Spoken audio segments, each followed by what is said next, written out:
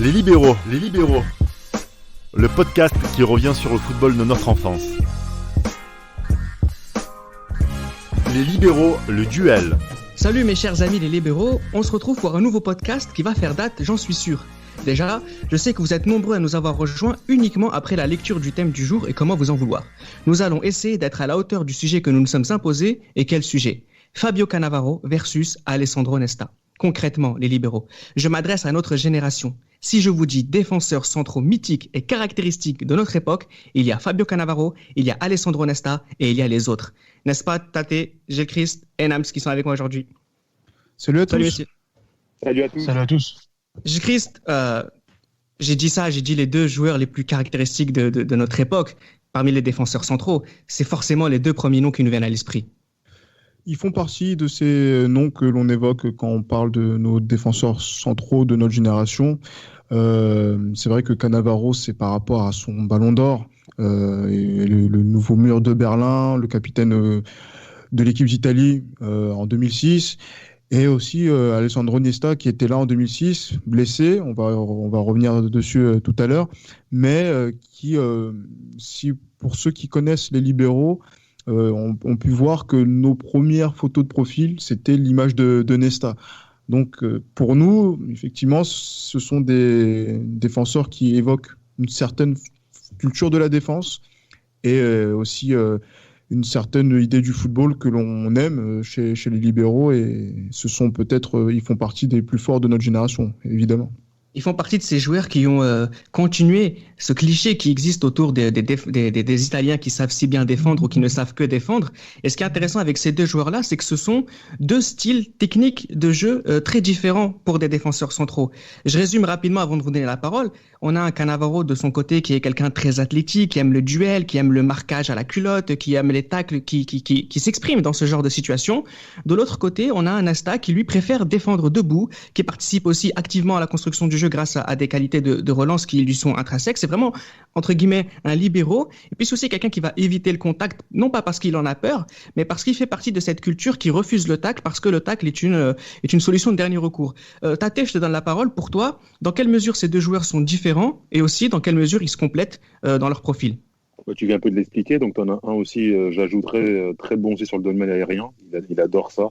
Il a un peu ce profil à hélicoptère très petit, 1m76, mais qui peut vraiment sauter très très haut. Ils sont complémentaires dans le sens où tu en as un qui est vraiment qui a vraiment le profil stopper et l'autre qui a vraiment le profil libéraux.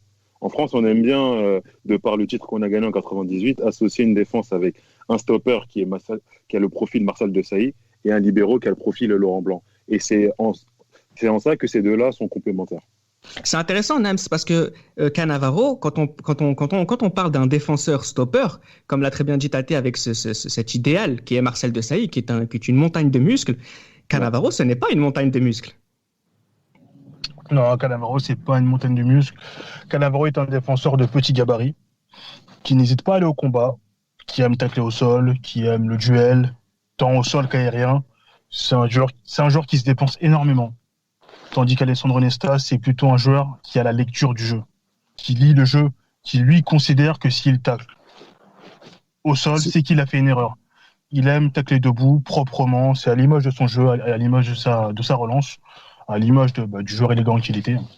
C'est un point commun qu'ils ont, cette élégance aussi, cette concentration, cette science du positionnement, la classe aussi qui a longtemps été liée à l'ensemble de leur carrière. Gilles Christ, toi, à titre personnel, tu préfères quoi? Tu préfères ceux qui défendent debout ou les charognards? Les charognards dans le bon sens du terme, c'est-à-dire ceux qui vont prendre du plaisir à faire chier l'adversaire, entre guillemets.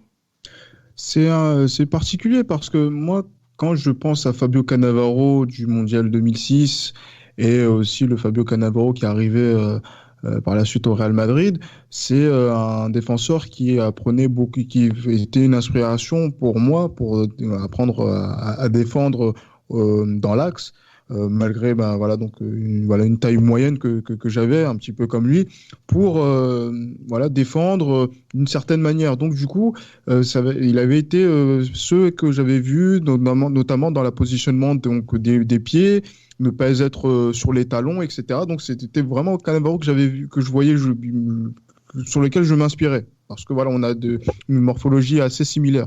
Mais après, Nesta, effectivement, moi, je suis fan de ces joueurs comme Marquez, comme Chivou, qui ont un pied exceptionnel et qui ont ce calme dans la surface de réparation. Parce que c'est vrai que quand tu es défenseur central et libéraux ou stoppeur, être calme dans la surface de réparation, c'est, on va dire, un gage de sécurité pour une défense et aussi pour ton équipe pour faire très peu d'erreurs. Et c'est cette culture-là qui fait que tu admires le Milan AC plutôt que la Juve, par exemple. Que tu préfères peut-être Nesta que Cannavaro. Mais après, Cannavaro, c'est vrai que c'est grâce à lui que j'ai plus appris, en tout cas en termes de défense. Alors, on va revenir un petit peu sur l'ensemble de leur carrière jusqu'à leur retraite pour essayer d'être les plus complets possible concernant ces deux joueurs. D'abord, j'aimerais commencer par préciser qu'ils ont commencé quasiment en même temps, à 1 an d'intervalle. Cannavaro a commencé en mars 1993, Nesta a commencé en mars 1994. Ils ont 3 ans d'âge d'écart, parce que Cannavaro est né en 73 et Nesta en 76. Peut-être que Cannavaro il fait partie de cette génération peut-être un peu plus ancienne où commencer très tôt était plus compliqué. En tout cas, ce qui est intéressant avec Cannavaro, c'est qu'il a commencé dans son club de cœur et en plus de ça, à côté d'une de ses idoles qui est Ciro Ferrara du côté de Naples, avec lequel il a joué 68 matchs, avant de partir ensuite à Parme, on en parlera tout de suite. De son côté, Nesta, lui, c'est plutôt quelqu'un qui va sortir du centre de formation de son club formateur et de son club de cœur, surtout sous l'ère Cragnotti et la Lazio, et il devient petit à petit une valeur sûre du football italien sous Sven-Göran Eriksson qui va lui confier le brassard alors qu'il est encore très jeune. On va s'arrêter en 1998 quand je vais vous demander de parler de ces deux joueurs-là. D'abord, j'aimerais qu'on commence avec Fabio Cannavaro. Tate, les années parmesanes de Fabio Cannavaro, c'est là finalement que tout le monde l'a découvert. Ouais, on l'a découvert, surtout nous, Français, contre le PSG en Coupe d'Europe, Cannavaro. Ensuite, il s'est imposé en Nazionale. En 96. En 96, ouais. Bon, 2 ans avant. Après, il s'est imposé en Nazionale 1 an après, en 97. Et c'est en 98 qu'il forme la défense avec Nesta, au Mondial 98. Il prend... il était espoir italien en arrivant à Parme, avec ses titres de champion d'Europe espoir. Et il confirme tout simplement, à partir de 98, il confirme avec son duo, avec son trio, j'ai envie de dire, avec Sensini et Thuram. Il confirme tout simplement que c'est le futur grand stopper italien de ces prochaines années. C'est pas forcément quelque chose qu'on avait vu du côté de Naples. Chris, pour peut-être être plus précis, je sais que tu aimes bien raconter une anecdote avec l'accrochage qu'il y avait avec Maradona. À ce moment-là, on sait aussi que ce garçon, il a du cran. Oui, il a du cran, mais je pense qu'il a la fougue de la jeunesse, notamment à Naples. C'est le club de sa ville, et c'est vrai que Maradona avait été plutôt cool avec lui, parce que tacler sur Maradona, c'était quelque chose qui était c'était pas imaginable de pouvoir le faire. Et du coup, le Maradona dit non, tranquille, joue comme tu sens. Et c'est ce qu'il a fait avec Ciro Ferrara, avec ce style justement, donc assez rustre et charognard dont tu parlais tout à l'heure. Et à Parme, on l'a bien vu sur ses premières années avec sous l'ère Parmalat, qui avec cette période où les performances en Coupe d'Europe sont présentes, où les performances aussi en championnat d'Italie sont présentes dans les premiers rangs, et avec aussi l'arrivée de Thuram en 96, où il commence à former ce trio de défenseurs centraux qui a fait vraiment une des renommées de la Serie A, puisqu'ils étaient des défenseurs centraux parmi d'autres, dans un championnat où ça faisait légion, où c'était eux les stars aussi. De l'autre côté, ils vont être aussi rejoints par Buffon, qu'on va revoir un peu plus tard au cours de ce podcast, qui vont se retrouver ces trois-là. De son côté, Nesta, Nams à la Lazio, on a affaire à un garçon qui... Voilà, on sait son talent, et puis petit à petit, il s'exprime de plus en plus jusqu'à s'installer très rapidement comme étant l'un des joueurs majeurs, si ce n'est le meilleur joueur de son équipe. Et ça, encore une fois, avant 98, avec notamment cette finale qu'on a tous à l'esprit. Cette finale européenne, pardon. Exactement. Il est lancé par Dinosov, il est jeune, il s'impose très vite, son talent saute aux yeux. Derrière, c'est Zeman qui l'élève, qui arrive à l'élever, qui arrive à faire de lui un grand défenseur. Et ça saute aux yeux, il est bon au sol, il est bon balle au pied, toujours élégant, ce qui va caractériser un peu sa carrière, c'est cette élégance, toujours élancé, un joueur plein de classe, très juste et toujours très intelligent. Très intelligent, tout est réfléchi dans son jeu et ça s'est vu dès son plus jeune âge. Alors avant qu'on parle un petit peu de leur parcours en sélection nationale et justement faire un tout petit focus sur la Coupe du Monde 98, on va faire un saut en avant d'une année, la saison en fait 98-99, qui est assez intéressante parce que Cannavaro et Nesta sont tous les deux finalistes d'une Coupe d'Europe, Gilles Christ.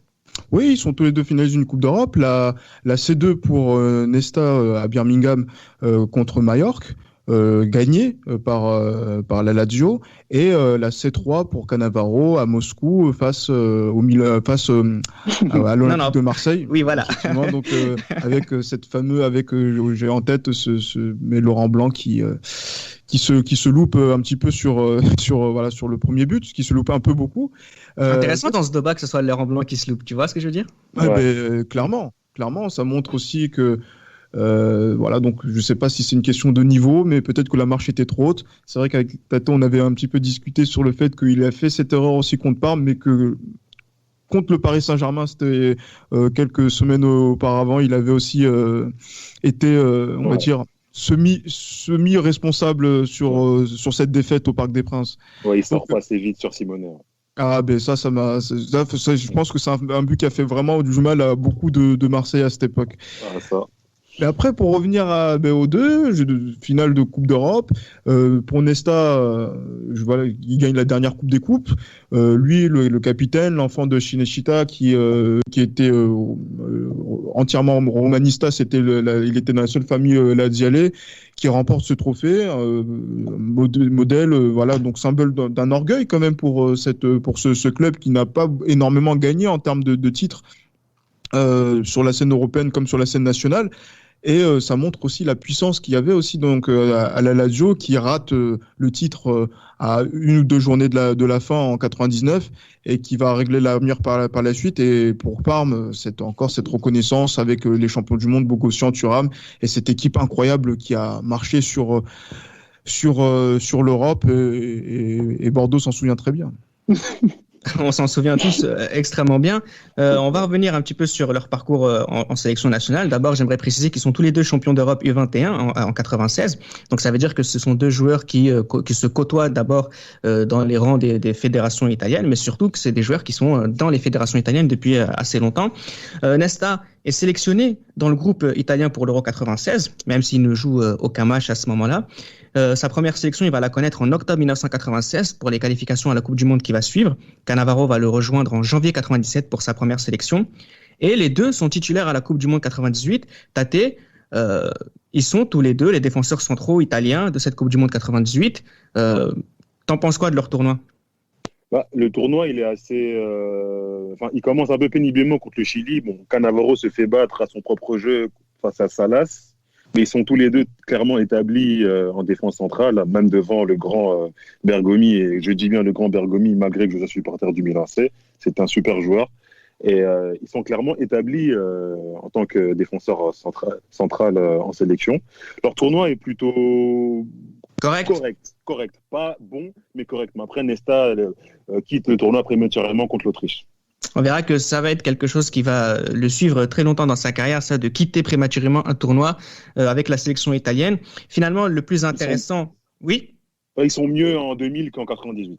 Voilà, justement, j'allais venir à l'Euro 2000. Hein, c'est ce qui est finalement le plus intéressant. L'Euro 2000, Cannavaro, Nesta, tu viens de le rappeler, qui sont champions d'Europe. Là, ils sont avec la sélection italienne. Ils sont à l'apogée de leur football. Ils sont à l'apogée de leur football. Il y a l'Euro 2000 qui est présent. Ils jouent dans une défense à 3, on va dire une marque de fabrique italienne où ils sont ensemble avec Marc Giuliano, avec Paolo Maldini qui est sur les côtés. Disons, donc c'est cette configuration, et je crois que c'est Zambrotta qui est sur le côté droit. Et cette configuration italienne que l'on connaît depuis des années et qui permet de voir la complémentarité entre Cannavaro, Nesta, qui joue on va dire le poste de libéraux et qui permet aux Italiens de faire aussi donc des performances très fortes, très solides, notamment on se souvient de cette demi-finale contre contre les Pays-Bas, où c'est un modèle de football défensif après l'expulsion de Zambrotta, jusqu'à la fin du match, même si les Hollandais ratent 2 pénaltys, ils tapent voilà, ils tapent le montant, ils vont jusqu'au tir au but parce que les Italiens sont héroïques. Et ces deux, voilà, donc Cannavaro et Nesta n'y sont pas étrangers, avec Toldo évidemment. Et on se dit que les Italiens peuvent laver l'affront de 98 en gagnant l'Euro 2000. Malheureusement, le scénario de la finale de Rotterdam en a décidé autrement. Restons dans l'Euro 2000 avec Nami quelques instants. Tu trouves pas ça bizarre que à ce moment-là, le moment où Cannavaro et Nesta sont les plus forts ensemble, c'est quand ils jouent à 3. Est-ce que ça veut dire qu'ils avaient besoin de quelqu'un pour être aussi forts ? Non, pas spécialement. Je pense que les deux sont excellents à 2 tant qu'à 3 défenseurs. Ça s'est vu pour Cannavaro, ça s'est vu à la Juve. On l'a pu voir à la Juve qu'il était bon dans une défense à 2. Mais une défense à 3, le jeu est beaucoup plus axé dans l'axe. C'est-à-dire qu'il y a 2 pistons sur les côtés qui étaient, si je ne me trompe pas, Maldini et Pesotto, qui eux prenaient tout le couloir et eux se concentraient exclusivement de repousser les assauts offensifs. Rien d'autre. Ils étaient plutôt aussi bien dans cette configuration-là, mais je pense qu'ils sont bons. Ils sont bons même à 2 défenseurs. Ils n'ont aucun problème avec cela, je pense. Alors on verra pour la suite quand ils ont joué à 2 en sélection italienne ce que ça a donné. Je continue avec de manière chronologique. On arrive à une période un peu particulière pour les deux, la période 2000-2002. On va dire qu'ils vivent un destin similaire. Alors oui, effectivement, Nesta va être champion avec la Lazio. On va en parler rapidement parce qu'on a un podcast entier qui parle de cette Lazio et comment Nesta est important dans ce titre. Mais ce qui est intéressant surtout, c'est que tous les deux vont surévaluer dans un club qui doucement est en crise. Cannavaro est rapidement abandonné par Thuram et Buffon, et de son côté, Nesta, lui, est concrètement le meilleur défenseur d'Italie en 2000, 2001 et 2002. Gilles Christ, comment tu lis justement cette période un peu bizarre pour ces deux défenseurs où ils se retrouvent un peu seuls, et je dirais même, est-ce qu'ils se retrouvent pas un peu plus grands que leur club dans les clubs dans lesquels ils se trouvent? C'est la situation économique de ces clubs-là. Hein. Ce sont les champions du déficit que l'on a entre le Parme et la Lazio. Donc, quand on voit cette époque-là, ils dépensaient l'argent, mais voilà. Donc, en termes de tenue financière, c'était pas forcément les meilleures dispositions. Et ils sont franchement, par exemple, Cragnotti, mais en plus c'est ça qui est paradoxal, c'est que en plus il faut se dire que dans le contexte dans lequel Nesta est, il a été capitaine respecté à la Lazio, alors que Cragnotti, s'il pouvait encore dépenser de l'argent pour acheter un défenseur central ou encore quelqu'un pour accompagner Nesta, il l'aurait fait. Et du coup, entre 2000 et 2002, c'est vrai que il y a des bonnes performances qui sont moins bonnes qu'après le Scudetto 2000. Mais on reste sur. À un moment donné, il faudra déposer le bilan et rendre des comptes, et c'est ce qui a été fait pour Nesta. Et pareil pour Cannavaro aussi en 2002. Hein. Donc même si Parme a creusé un trou incroyable et qui n'ont même pas réussi à résorber avec les transferts records de Buffon pour les gardiens et de Thuram pour les défenseurs, Cannavaro est resté une saison de plus. Là, il part à l'Inter. Je pense que c'est le pire choix qu'il ait fait dans sa carrière. On va en parler. Dans sa vie même. Oui, clairement. Et en plus, il le dit que dans sa vie personnelle, que ça a été vraiment une catastrophe d'avoir signé à l'Inter. Et voilà, je pense que c'est le champ du départ. Et c'est aussi le moment de voir une autre réalité pour peut-être écrire une autre histoire avec leur club de base. Alors justement, Tate, on est à l'intersaison 2002, les deux vont quitter leur club pour un club milanais. Je te pose une question très simple. Oui. Qui fait le meilleur transfert? Je te parle pas de juger en fonction de ce qu'ils ont fait, d'accord? Je te parle vraiment on est en septembre 2002 et on se dit, tiens, lequel des deux équipes a fait le meilleur transfert entre l'Inter qui récupère Cannavaro et l'AC Milan qui récupère Nesta? Qui fait le meilleur transfert? Le Milan AC. Pourquoi? Le Milan AC parce que la défense avait besoin d'un nouveau souffle, clairement des deux côtés, hein, parce qu'entre Materazzi et Cordoba et de l'autre côté du Milan AC entre Maldini et Roque Junior et Costa Curta, on avait clairement besoin d'un nouveau souffle. Et selon moi, déjà en 2002, Nesta est le meilleur défenseur du monde, même si pour d'autres, Nesta est le meilleur joueur du monde, donc il vient pour l'idée un petit peu, pour l'idée tout simplement la défense, on avait besoin d'un nouveau souffle et de quelqu'un qui très vite peut s'adapter très vite et d'un nouveau souffle. Il avait ces 3 caractéristiques-là et c'est pour ça que ça a été un meilleur choix que Cannavaro qui est plus dans, on va dire, il serait venu à Milan, il aurait plus, de par ses caractéristiques, complété quelque chose qu'il y avait déjà. Là, Nesta, c'est clairement quelque chose qu'il n'y avait plus à Milan. Il apporte quelque chose. Cannavaro, c'est quelqu'un qui avait joué 280 matchs avec Parme, 270 pour Nesta avec la Lazio. Nams, là j'ai l'impression, tout à l'heure on parlait justement de cette période à l'Inter pour Cannavaro, j'ai l'impression que l'écart de niveau se creuse entre les deux. Nesta va gagner la Ligue des Champions très rapidement, Cannavaro souffre un peu plus. Exactement. Et d'ailleurs, il faut savoir que quand Nesta s'en va de la Lazio, Nesta ne veut pas s'en aller. Malgré avec les larmes. Exactement, une saison un peu décevante de la Lazio, mais il est chez lui. L'effectif est bon. Globalement, les saisons étaient plutôt bonnes, voire correctes du côté de la Lazio. Il ne voulait pas partir, sachant qu'il jouait aussi avec Crespo. Donc le dernier jour du mois d'août 2002, il soit à l'entraînement de la Lazio. Et les deux, lors de la même journée, se retrouvent à Milan. L'un qui fait sa visite médicale pour l'Inter, Crespo, et lui qui était au Milan. Donc bon, il était quand même très triste, il ne voulait pas partir, mais finalement ce fut le meilleur choix de sa carrière. Et tu retiens quoi, Gilles Christ, de Cannavaro à l'Inter rapidement? On n'a pas beaucoup de souvenirs avec Cannavaro à l'Inter. Heureusement, moi la seule chose dont je me souviens, c'est comment Drogba s'est joué de lui en quart de finale allée de la Coupe UEFA 2004 au Vélodrome. Un très beau but en plus. Mais sinon, après, c'est comme Seedorf quand il a signé à Milan. Franchement, vous regardez le palmarès, il y a quoi? Rien. Même si, par exemple, en 2003, ça a été demi-finaliste. Il y a demi-finaliste de la Champions League dans un match incroyable, encore une fois. Contre Nesta. Contre Nesta. Et Tate aussi, le Milanais s'en souvient très bien, où il se qualifie au bout d'un 0-0-1-1 dans le même stade. Un match mauvais en plus, le 0-0. Oh. Et oui, et du coup, le match retour 1-1, j'étais très très heureux en plus que l'Inter perde. J'imagine que Nams et Tate l'étaient également. Pareil, très heureux. De toute façon, quand l'Inter perd, on est heureux globalement. Mais fondamentalement, moi je voulais pas que l'Inter gagne la Ligue des Champions 2003. Ça, si le Real perd son titre, autant que ce soit un beau vainqueur. Bah oui. Non, mais clairement, les deux, que ce soit Seedorf et Cannavaro, ce qu'ils ont laissé à l'Inter, c'est des buts extraordinaires sur YouTube. Le doublé de Seedorf contre la Juve. Et le but de 35 mètres de Cannavaro, c'était contre, je crois, la Regina, mais un but exceptionnel. C'est tout ce qu'ils ont laissé. Hein. Sinon, pas grand-chose.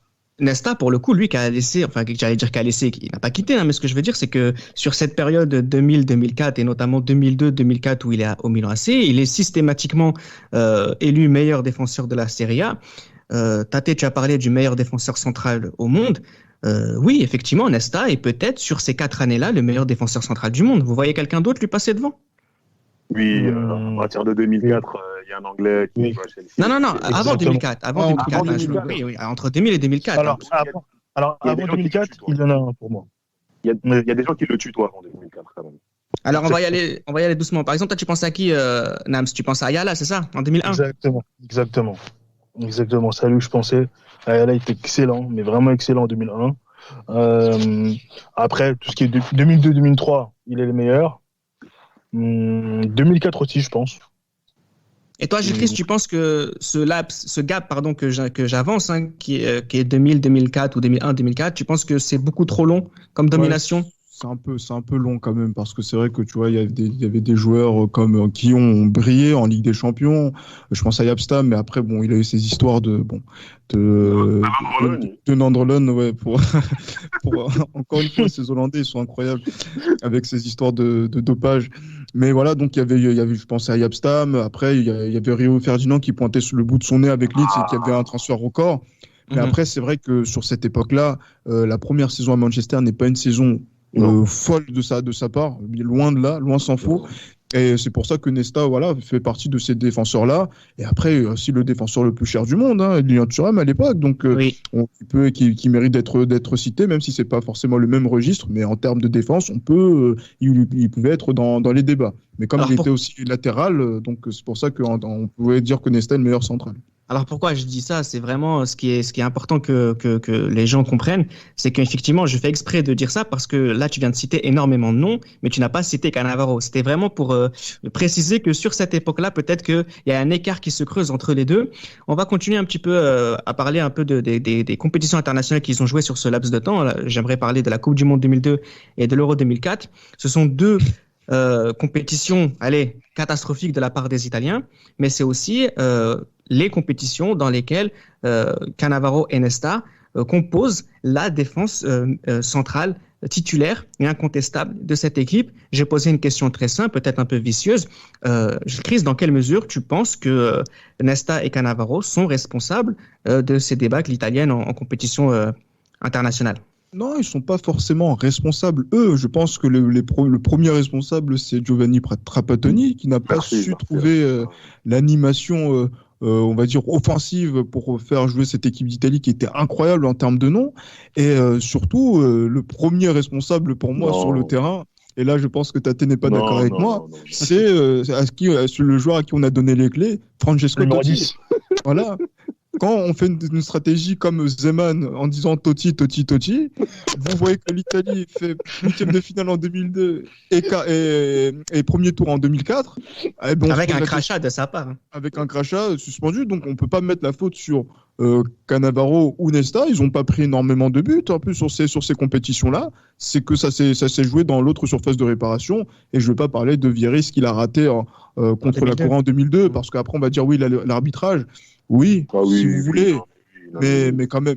Tu peux pas l'occulter, ça. Non, mais... Je peux pas l'occulter, mais s'il vous plaît, Vieri met le but, on n'en parle plus. Il est sur son pied droit. Ah non, il doit la mettre. Et en plus, et encore plus Vieri, parce que c'est quelqu'un qui est fort des deux pieds. Ouais, c'était son 10e but, il était tout prêt. Ah, ben voilà, les Italiens l'attendent toujours, et c'est pour ça que ça n'a pas été une grande compétition pour eux. Et voilà, pour Nesta et Cannavaro, qui sont peut-être dans leurs meilleures années, en termes de, voilà, donc on va dire physiologiquement parlant, ça n'a pas été leurs meilleures années avec la sélection italienne. Tate, Nesta qui se blesse en 2002. Il se reblesse en 2002 et encore et toujours au 3e match. Ça dit quoi de lui, ça? Ça dit qu'il y a une espèce de... Parce que c'est toujours le 3e match. Autriche, 3e match. 2002, c'était contre le Mexique. Et contre la République tchèque, le 3e match en 2006. Et en plus, oui, Cannavaro aussi est suspendu contre la Corée. Donc, c'est-à-dire que oui, il avait pris un carton contre le Mexique. Donc, c'est-à-dire que c'est même pas la défense centrale qui a joué ce 8e de finale. Non. Et qu'est-ce que tu retiens? On va pas parler de la Coupe du Monde 2006 maintenant, on en parlera tout à l'heure parce que c'est un chapitre très intéressant. Nams, on va dire qu'on est en 2005, d'accord? Tu retiens quoi du parcours en sélection italienne de la défense centrale Nesta Cannavaro? Il y a un goût amer quand même ou c'est pas de chance? Un goût amer, mais c'est vrai que oui, pas de chance. Entre 2002, pas vraiment de chance, et l'Euro 2004 aussi. Parce que, alors, ce qui me laisse aussi un goût amer concernant Cannavaro, c'est l'Euro 2000, c'est ce but que Milwiltord, c'est sur sa tête un peu manquée. Sa tête un peu manquée qui provoque, on va dire, un peu le but de Wiltord. Et peut-être la main de Toldo aussi. Exactement aussi, c'est peut-être la seule erreur du tournoi de Toldo. Ça va des centimètres. Qui veut faire une horizontale, alors qu'il aurait peut-être pu mettre son pied. Là, le destin aurait été tout autre, aurait été totalement différent. Mais c'est peut-être, voilà, la seule chose vraiment que je peux reprocher à Cannavaro en sélection. Mais sinon, entre 2002 et 2004, c'est vrai que c'est assez amer, mais ils ne sont pas vraiment responsables des échecs italiens. On verra par la suite que les succès italiens, pour le coup, ils seront responsables, et notamment on en reparlera juste après, mais j'aimerais quand même qu'on parle du Cannavaro à la Juventus. Enfin, un club à sa hauteur, Tate? Oui, complètement. Il redevient l'un des meilleurs défenseurs du monde, il redevient craint, il retrouve de sa splendeur, et ça l'a vraiment aidé ces 2 ans avant la Coupe du Monde 2006. Au terme d'un transfert, à l'image de l'Inter, mais 10 millions avec Carini en termes d'échange. Exactement. Il faut le préciser. Chiellini était le 3e gardien de la Juve. derrière Antonio Chimenti. Non, mais c'est se cacher devant Boula. Alors, je ne veux pas m'acharner sur l'Inter. On ne va pas parler de l'échange Seedorf et je crois que c'est Francesco Coco. Des échanges un peu plus étonnants les uns que les autres. Mais bon. Mais en tout cas, ça a sauvé Cannavaro. Ouais. Exactement. Exactement. À la Juve, il va retrouver aussi Thuram et Buffon. Alors, on a une domination sans partage de la Serie A. C'est un peu plus compliqué en Europe. Cannavaro à la Juve, toi qui supporte la Juventus, Nam, c'est quoi? C'est une assise défensive assez incroyable, assistée par Zambrotta et Zebina. C'est vraiment défensivement, c'était l'excellence. Cannavaro, il représente ce que la Juve voulait. C'est-à-dire, la Juve mène au score et derrière, on laisse le ballon. On laisse le ballon à l'adversaire, on plie sans rompre. Thuram, Cannavaro, Buffon. Cannavaro allait partout, tacle, au duel. Il faisait tout ce qu'il aimait. Et c'était la Juve, on ressortait très souvent, régulièrement vainqueur. Et c'est là qu'arrive la Coupe du Monde 2006, c'est une Coupe du Monde qui est extrêmement importante pour notre génération. Hein. Vous-même, chers auditeurs, vous nous l'avez prouvé parce que vous avez beaucoup apprécié le podcast qu'on a consacré à cette compétition. Et cette compétition, c'est celle de Fabio Cannavaro. On va parler d'abord de Fabio Cannavaro avant de mentionner Nesta, même si tu l'as dit tout à l'heure, Tate, qu'encore une fois, il s'était blessé à partir du 3e match. On a souvent dit, j'ai aussi souvent dit dans ce podcast-là qu'à plusieurs reprises, Nesta était loin devant Cannavaro. Cannavaro, c'est à ce moment-là qu'il rentre dans l'esprit de tout le monde, Gilles Christ. Il rentre dans l'esprit de tout le monde et j'ai l'impression que c'est peut-être le déclic qu'il fallait à l'équipe d'Italie, le fait que Nesta se blesse, malheureusement, et que Materazzi rentre en scène en étant décisif dès son entrée en jeu. Et ensuite, par la suite de la compétition, mais surtout Cannavaro, il montre une certaine sérénité, notamment à partir du 8e de finale contre les Australiens, quand Materazzi se fait expulser et que Barzagli rentre, il lui dit bon, voilà, j'espère que tu vas prendre du plaisir parce qu'on va prendre énormément de plaisir à défendre et à s'en sortir contre les Australiens. On prendra pas de but. Ils étaient très sereins par rapport à ça, et c'est pareil contre les Ukrainiens. Pareil contre les Allemands, dans un match incroyable.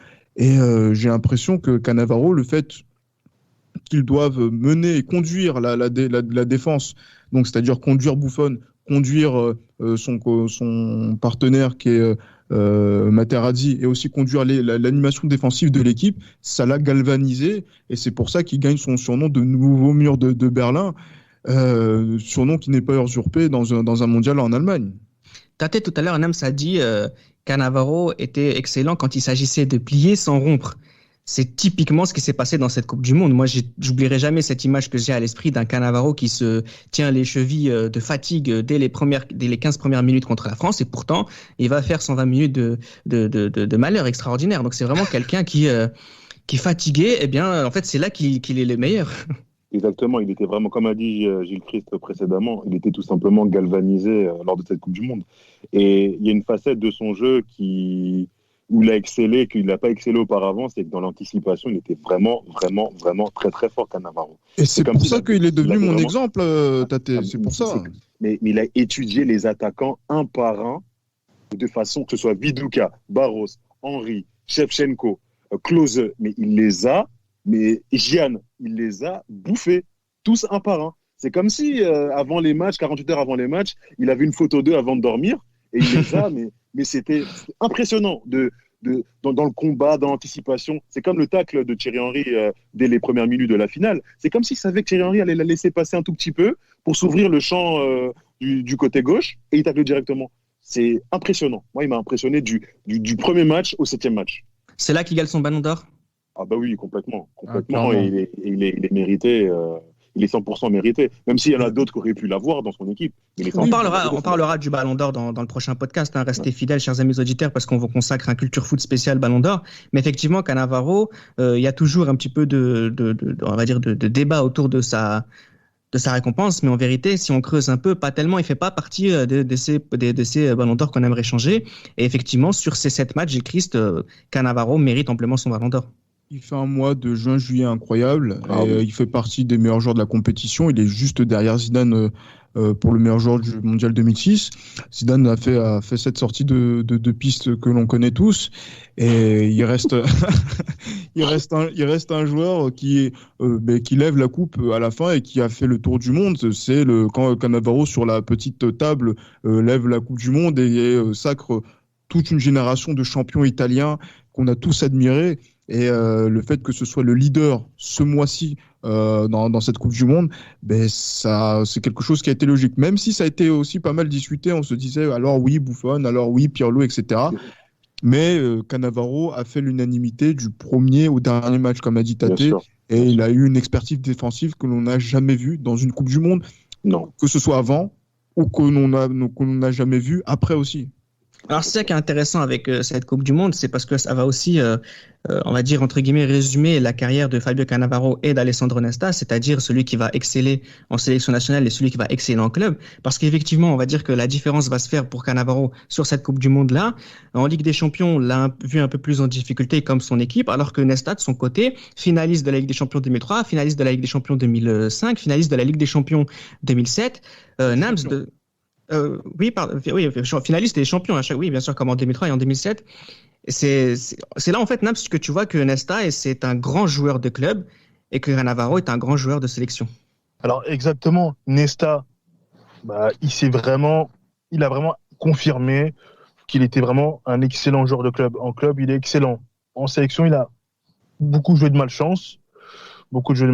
Et un peu malheureusement pour lui, la sélection a brillé sans lui en 2006, et on va dire c'est peut-être peut-être l'un des seuls moments où Cannavaro a réussi à prendre le dessus vraiment sur lui.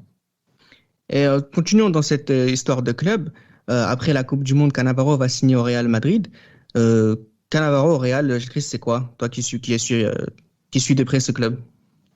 Déjà, Cannavaro, c'est comme Thuram après le Mondial 2006.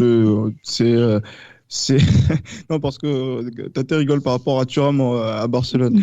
Mais ce sont des mecs qui ont été tellement performants au Mondial 2006 qui se disent qu'ils ne peuvent pas retourner en Série B, même si Cannavaro a beaucoup menti en disant que oui, même en Série B, j'irais, mais alors que la semaine d'après, il est parti en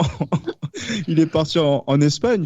Oui, mais je pense que c'est à ce moment-là que Cannavaro remporte son ballon d'or parce qu'il va dans le plus grand club du monde.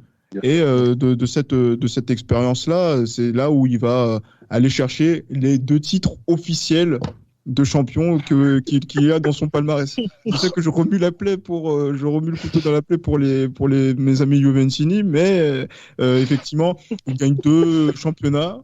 Le terrain, si, qui sont les vrais champions, c'est ce qui compte. Ah, mais bon, je suis pas opposé à cela, vous le savez très bien. Mais voilà, en Espagne, ça a été un peu difficile peut-être l'adaptation, mais voilà, il y a les titres qui sont au bout. C'est lui aussi qui aussi est le mentor de Pepe en défense centrale. Même de Ramos, hein. Et de Ramos, oui, bien sûr. Donc, c'est-à-dire que c'est lui qui a lancé aussi cette inspiration. Donc, il a cette influence qu'il a sur des joueurs qui ont marqué la décennie suivante. Donc, c'est vrai que Cannavaro, c'est peut-être un passage qui n'est pas à la hauteur de ce qu'il a pu faire peut-être avec la sélection, mais ça reste un très bon passage et qui reste bien meilleur que, par exemple, son passage à l'Inter, par exemple.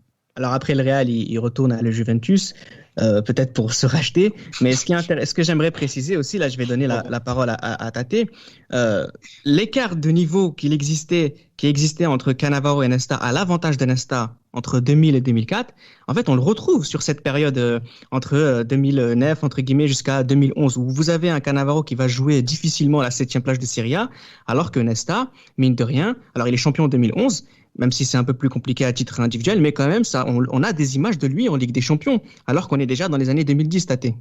Le problème, c'est que déjà, ils n'ont pas le même âge. Il y en a un qui a 3 ans de plus par rapport à l'autre. Et tu en as un qui est clairement plus établi dans son équipe, qui est le leader en défense. Il a joué avec des défenseurs vraiment de 3e zone comme Bonera, mais c'est lui qui galvanisait les mecs à côté. Il est encore très à l'aise, Nesta. Il est encore très à l'aise. C'est lui qui a le flambeau, vraiment. Et or que Cannavaro, là, il a changé plus ou moins de club, et là, je le rattrapais. Et malheureusement, le 3e but de la Slovaquie en Coupe du Monde montrait vraiment que, sur une touche en plus, montrer vraiment que c'était vraiment la fin pour lui. Comme dirait Damas, il était cuit, mec. Il était complètement. Ah non, mais ça fait de la peine à voir. Donc, vraiment, la différence entre les deux, ce fait-là, il y en a un qui a 30 ans de plus et qui est établi dans son club. Et en plus, il n'est plus en sélection, Nesta. Il avait arrêté en 2006. Donc, il y avait du repos, etc. Mais après, c'est vrai qu'en plus, Cannavaro aussi s'était blessé au ligament. Il n'avait pas joué l'Euro de 2008, effectivement. Par Chiellini, ouais. Exactement. Et en 2010, voilà, c'est vrai qu'il est le capitaine d'une équipe d'Italie qui est un peu à la dérive, comme elle avait été à la dérive à la Coupe des Confédérations 2009 aussi. Donc, du coup, c'est vrai que, non, en y repensant quand même, non, c'est vrai que Cannavaro a mal terminé sa carrière au plus haut niveau. Mais il est toujours là. Mais il est toujours là. Et ça, c'est son mérite, parce que c'est vrai qu'il y a un écart de match entre Cannavaro et Nesta. Je pense que peut-être que cet écart-là, c'est le nombre de matchs où Cannavaro a été mauvais et que, j'ai envie de dire, de façon un peu provocatrice, que là où Nesta s'est caché en disant qu'il était blessé. Il le fait pas exprès, mais en tout cas, on nous rappelle les 100 matchs qu'il y a d'écart. Peut-être que ce sont des matchs que si Nesta les avait joués, peut-être qu'il aurait été moins bon. Alors justement, là, je vais donner la parole à Nams. On a un Fabio Cannavaro qui compte plus de 136 sélections avec à peu près un peu moins de 700 matchs. De son côté, Nesta, c'est seulement, entre guillemets, 78 sélections pour plus de 600 matchs. On arrive à la fin de ce podcast-là. L'héritage de ces deux joueurs, il se fait du côté milanais, lazial pour Nesta, et il se fait du côté sélection italienne pour Cannavaro. Finalement, c'est ça la morale de l'histoire. Pour Cannavaro, je rajouterais aussi sa pérade parmesane où il a été quand même c'est vrai. Excellent. Mais je pense que quand même Nesta a vraiment eu le dessus sur Cannavaro. Pourtant, Cannavaro est un excellent défenseur, un très bon défenseur, mais Nesta a quand même été très au-dessus. Il a peut-être fait le meilleur choix en allant au Milan. L'histoire a montré que c'était un choix extraordinaire. Exactement. On va terminer le podcast avec la question qui a fait que tout le monde a cliqué sur ce podcast, enfin j'imagine. Le meilleur entre les deux, Cannavaro, Nesta, et pour quelle raison? Tate?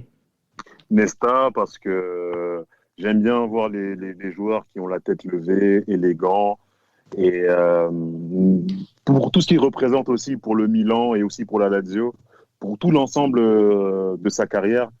Je trouve qu'il a une meilleure carrière en termes de longévité et en termes de faits que Cannavaro qui a one shot entre guillemets. Nams, t'es d'accord avec Tate? Tu fais le même choix et pour les mêmes raisons? Oui, Nesta, vraiment au-dessus. C'est ce qu'il incarne, l'héritage, ce qu'il est, ce qu'il incarne, c'est incroyable. Quand on pense à Nesta, on pense à ses tacles glissés, qui sont pour moi aussi beaux qu'une roulette de Zidane. C'est vraiment très très beau. Vraiment, c'est Nesta très beau. Après, Cannavaro, c'est fort, mais bon, malheureusement, quand on évoque Cannavaro, on pense à Parme, à la Coupe du Monde 2006, tout de suite. Mais Nesta, on pense à une durée, à une longévité, peut-être à une décennie quand on pense à Nesta. Sauf le podcast, Gilles-Christ, tu vas dire Cannavaro. Je vais dire, tu sais pourquoi je vais dire Cannavaro, c'est parce que déjà Nesta, j'aime Nesta parce que c'est vrai que ces tacles glissés, c'est une culture quand même de défense et cette sérénité dans la surface, on en a déjà parlé. En plus, mais après, voilà, c'est vrai que Cannavaro, on se dit que oui, il a été controversé avec Parme, les seringues. Il s'excuse pas quand il s'est pas excusé en 2006 quand il blesse Mudingai. Il dit que Modi, c'est quelqu'un qui a fait comme les autres pour le Mogiopoli. Il a dit que les titres de 2005-2006, ce sont mes titres, tu vois. Donc, il a revendiqué pas mal de choses qui fait qu'il est controversé comme son ballon d'or d'une certaine manière. Mais je préfère Cannavaro pour la simple et bonne raison, comme pour le duel qu'on avait fait, le trio qu'on avait fait avec Inzaghi, Van Nistelrooy et Trezeguet. Je choisis Van Nistelrooy comme je choisis Cannavaro parce qu'il a joué au Real. En tout cas, dites-nous vous aussi, chers amis auditeurs, lequel des deux vous préférez. En tout cas, le choix s'est fait sur l'un et pour l'un et pour l'autre pour nos amis libéraux, mais en vérité, on a surtout été fans des deux et j'espère qu'on aura été à la hauteur de leur talent à travers ce podcast. Mais en tout cas, on était très très fiers de leur rendre hommage parce qu'ils nous ont fait rêver. Merci, à très vite. C'était Les Libéraux, un podcast produit par Sport Content en partenariat avec Urban Soccer.